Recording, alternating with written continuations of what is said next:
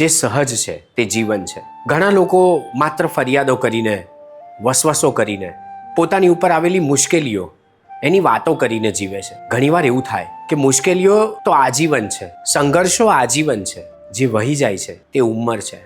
આ ક્ષણ નીકળી જશે પછી પાછી નહીં આવે, એના જેવી આવશે પણ એ જ નહીં આવે. ત્યારે એટલું વિચારવું કે આપણે જેમાં જીવવા ધારીએ છીએ, જેની સાથે જીવવા ધારીએ છીએ, એની ફરિયાદો એટલી જ રહેવાની, આપણી એના પ્રત્યેની ફરિયાદો પણ એટલી જ રહેવાની. પણ ફરિયાદોને બાજુ પર મૂકીને જે સમય મળે એમાં જીવી શકાય તો સંબંધો આપોઆપ નથી ઉછળતા, અન્નજળનું સરનામું લઈને આવે છે. યાદ રાખવું, જે સંબંધમાં વધારે જીવાય છે ને એ સંબંધમાં એક હાશ પણ હોય છે. દુનિયાના તમામ સંબંધોને મળી લીધા પછી એ સંબંધને મળવાની હાશ તાલાવેલી, ઋણાનુબંધ.